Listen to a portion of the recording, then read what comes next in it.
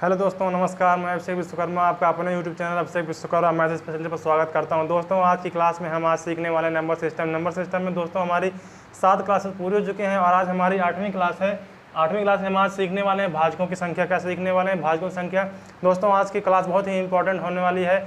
आप कहीं जाइएगा नहीं, प्लीज़ पूरा वीडियो बिना स्किप किए पूरा अंत तक जरूर देखिएगा और मेरे चैनल को सब्सक्राइब कर लें। सबसे पहले मेरी एक यही रिक्वेस्ट है कि आप मेरे चैनल को सब्सक्राइब करें, शेयर करें और लाइक करें और बेल आइकन को भी दबा दें। दोस्तों, चलिए हम आज आपको सिखाने वाले हैं कि 625 मतलब ऐसी संख्याएं, जैसे कोई संख्या दे दी जाती है तो उसमें आपको भाजकों की संख्या ज्ञात करना है कि यह कुल कितनी संख्याओं से विभाजित होने वाली है। दोस्तों, बहुत ही इंपॉर्टेंट क्वेश्चन है और हमारे एग्जाम की दृष्टि से बेहद ही इंपॉर्टेंट क्वेश्चन आएंगे। ऐसे काफ़ी सारे क्वेश्चन एग्जाम में पूछे जाते हैं। टाइप फर्स्ट में आज हम सीखने वाले हैं। पहले आपको हम टाइप फर्स्ट में पहला क्वेश्चन ये देखिए दिया हुआ है। क्या दिया हुआ है कि 625 कुल कितनी संख्याओं से विभाजित है।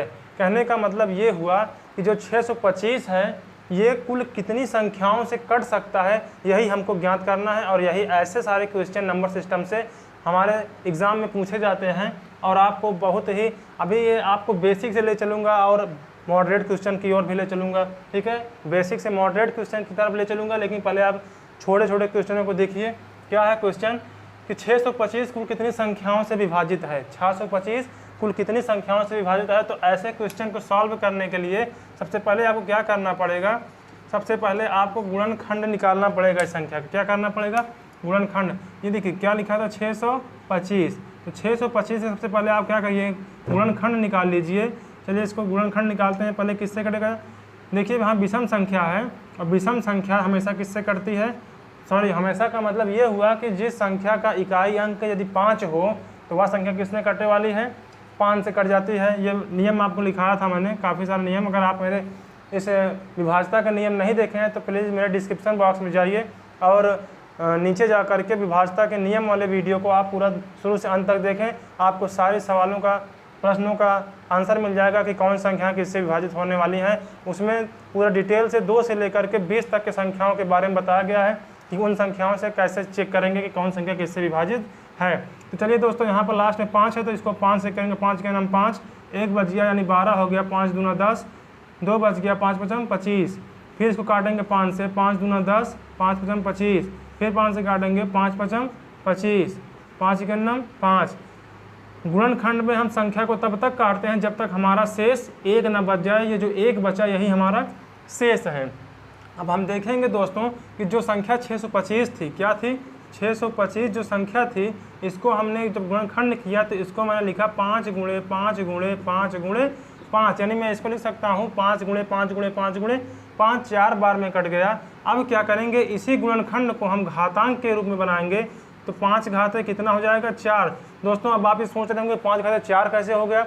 तो इसके लिए देखिए बहुत बेसिक चीज़ें हैं कि जब किसी संख्या पर कोई घात ना हो, जब किसी संख्या पर कोई घात ना हो तो आपको याद रखना है कि सदैव उस टाइम पर एक घात होती है। कब? जब किसी संख्या पर कोई घात ना हो। अब यहाँ देखिए 5 है, 5 पर कोई घात है नहीं है, तो यानी कि इस पर कौन सी घात है?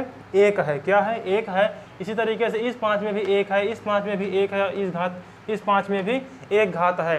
तो दोस्तों क्या करते हैं, जब गुणनखंड ऐसे दिया रहता है तो गुणनखंड में जैसे कि 5 गुणे 5 गुणे 5 गुणे 5, यानी एक ही संख्या को 4 बार रिपीट करके गुणा किया गया है। यानी कि जो बेस है हमारा, बेस किसको बोलते हैं? जैसे मान लीजिए ये 5 घात 4 लिखा है ना, तो इसमें जो नीचे संख्या लिखी गई है इसको बेस बोलते हैं और ऊपर वाली संख्या को घात बोलते हैं।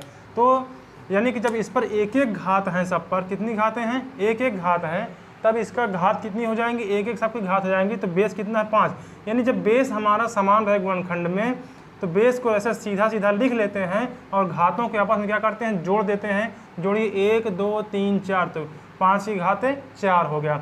अब दोस्तों, कुल भाजकों की जो संख्या हमें ज्ञात करनी है कि 625 कुल कितनी संख्याओं से विभाजित है। तो जो कुल भाजक निकलेंगे हमारे, कुल भाजक की संख्या जो होगी हमारी क्या हो जाएगी? जितनी घात है दोस्तों, घात में हमें क्या करना है? 1 को जोड़ देना है, यही हमारा आंसर हो जाएगा। बात समझ में आई? क्या करना है? घात जितनी है उसी घात में क्या करना है? 1 को जोड़ देना है और वही हमारा आंसर हो जाएगा। यानी कि 125 ऐसी 5 संख्याओं से कर सकता है। करने का मतलब 125 जो है वो 5 संख्याओं से कर सकता है। अब कौन कौन संख्या होंगी इसको देखते हैं कैसे। एक तो 125 से ही कट जाएगा, ठीक है। उसके बाद देखिए 1 से कटेगा 125, सॉरी 625, 1 से भी कटेगा, 5 से भी कट जाएगा 625, 25 से भी कट जाएगा 625 और 125 से भी कट जाएगा। और साथ ही साथ 625 जो है 625 स्वयं से ही कट जाएगा। यानी कि जब हमने गुणनखंड देखा 4 बार आया और आपका क्या करना है, उसकी घात में 1 को जोड़ देना है, यही आपका आंसर हो जाएगा। चलिए दोस्तों हम चलते हैं नेक्स्ट क्वेश्चन की ओर, जो हमारे इसी टाइप से टाइप फर्स्ट का ही दूसरा क्वेश्चन मैं बना रहा हूँ आपको। देखिए कोई कन्फ्यूजन ना रहने पाए आपके दिमाग में, इसलिए दूसरा क्वेश्चन मैं आपके सामने लेके आ रहा हूँ। देखिए क्वेश्चन सेम है, बस इसमें अंकों क्या कर दिए, चेंज कर दिए। अब 729 हो गया। इसमें पूछ रहा है कि 729 कुल कितनी संख्याओं से विभाजित है।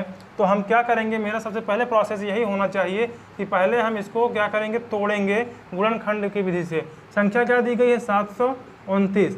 अब 729 को जब हम गुणनखंड विधि से तोड़ेंगे, यहाँ देखिए विषम संख्या है, 2 से कटेगा नहीं क्योंकि विषम संख्या 2 से नहीं डिविजिबल होती हैं। तो हम यहाँ क्या करेंगे, 3 से चेक करेंगे पहले।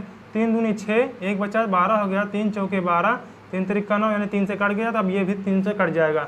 3 8 24, 3 का 3, 3 दूनी 6, कितना बचा, 2 बच गया, 21 हो गया, 3 7 21, फिर 3 से काटेंगे, 3 9 27, फिर 3 तिरिक्का 9, फिर 3 से काटेंगे, 3 का 3। यानी हम संख्या को तब तक काटते हैं जब तक हमारा शेष 1 नहीं आ जाता है, तब तक हम गुणनखंड ऐसे तोड़ते रहते हैं।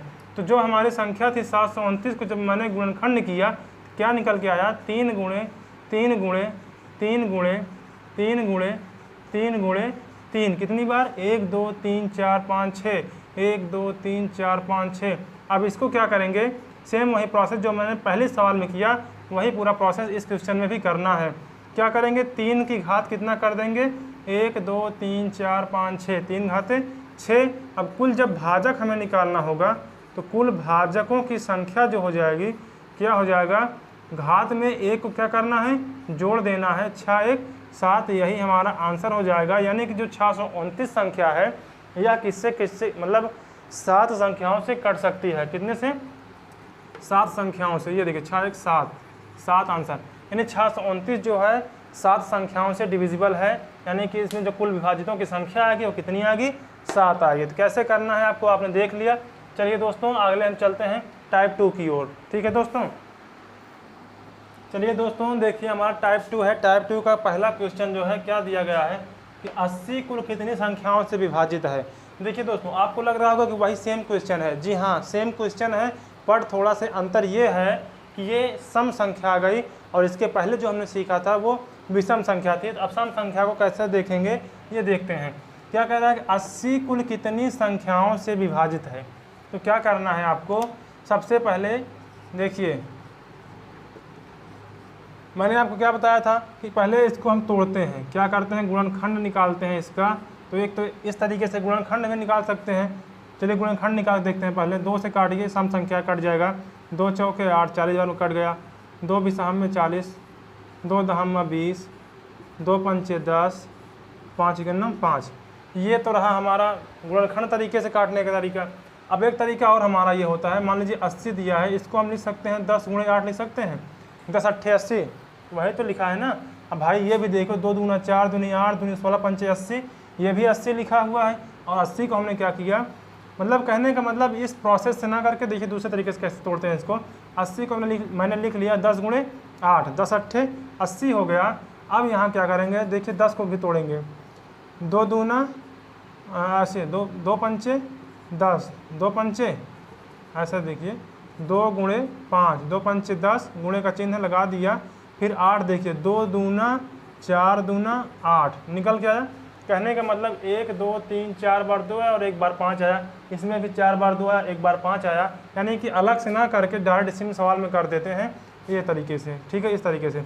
अब इसको घात में लिखेंगे, 2 कितनी बार आया, 4 बार आया, यानी 2 के घात 4 गुणे 5 कितनी बार आया, 1 बार आया, 1 बार लिख लिया हमने। अब क्या करेंगे, कुल भाजक जब निकालेंगे, कुल भाजक बराबर क्या हो जाएगा, जब कुल भाजक हम निकालेंगे तो यहाँ देखिए मैंने क्या नियम पहले बताया था, पहले टाइप में, फर्स्ट टाइप में क्या कर रहे थे कि घातों में एक जोड़ दे रहे थे, तो इसमें भी सेम उसी तरीके से करना है। ठीक है, इसमें भी सेम वही करना है। तो क्या है, 4 है, 4 में एक जोड़ दिया हमने, ब्रैकेट बंद, गुणा है, गुणे का चिन्ह लगा दिया। फिर 5 की घात 1 है, अलग अलग फैक्टर आ गए तो अलग अलग देखेंगे। यानी इसकी घात कितना 1 है, 1 में कितना जोड़ना पड़ेगा, हमें 1 को जोड़ना पड़ेगा।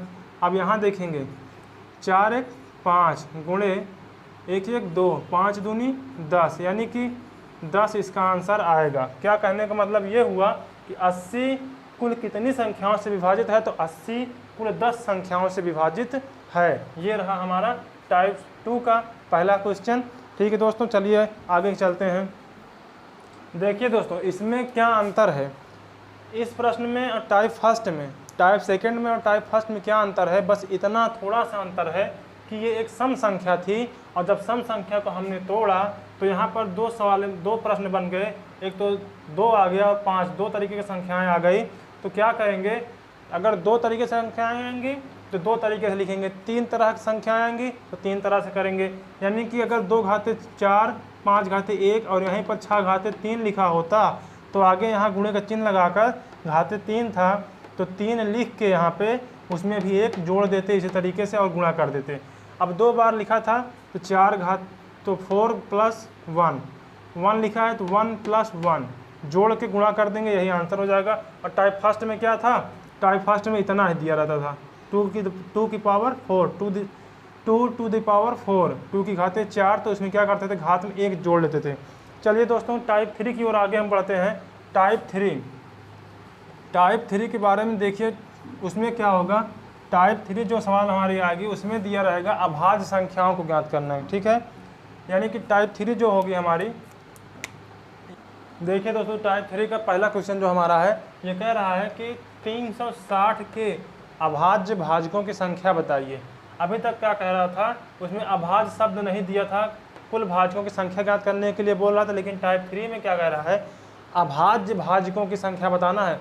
अभाज्य संख्या किसे कहते हैं, जो स्वयं से कटे और 1 से कटे और किसी से भी न कटे, वही संख्याएं अभाज्य संख्या होती हैं। अब अभाज्य संख्या के कह रहा है कि 360 के अभाज्य भाजकों की संख्या बताइए। ठीक है, चलिए देखते हैं। 360 क्या लिखा है, 360 को हम क्या लिख सकते हैं, इसको 36 × 10 लिख सकते हैं, 36 दहम्मा 360। अब इसको आगे जब तोड़ेंगे 4 × 9, 4 9 36 × 10, आज को आगे भी तोड़ेंगे, 4 लिख सकते हैं 2 × 2, 9 को लिख सकते हैं 3 × 3 और 10 को लिख सकते हैं 2 × 5। ठीक है, अब क्या कह रहा था, अभाज्य भाजकों की संख्या बताइए, यानी कि कौन कौन सी संख्या इसमें है जो अभाज्य है वही बताना था। तो इसका जो आंसर होगा आपका, ये देखिए, अभाज्य संख्या, तो इसके गुणनखंड में कौन कौन सी संख्याएं ऐसी आई हैं जो अभाज्य हैं, वही आपका आंसर हो जाएगा। एक तो सबसे छोटी अभाज्य संख्या 2 होती है, इसमें 2 भी है। फिर क्या है, 3 है, 3 भी है। ठीक है, 5 है, 2 3 5, 2 3 5, यही जो 2 3 5 होंगी हमारी। ठीक है, 2 3 5 ये हमारी अभाज्य संख्याएं आ गई। तो जो इसमें आंसर होगा हमारा, क्योंकि संख्या पूछा तो कितनी संख्या अभाज्य संख्या हैं, तो एक ये हो गई, एक ये हो गई और एक ये हो गई। तो इस प्रकार हमारा जो आंसर आएगा 3 आएगा। क्या आएगा, 3। क्यों 3 क्यों आएगा, क्योंकि ये वाला 1 और ये 1 और ये 1 1 2 2 1 3, इस प्रकार से 3 आंसर होगा इसका। ठीक है, ये रहा हमारा टाइप 3 का पहला क्वेश्चन।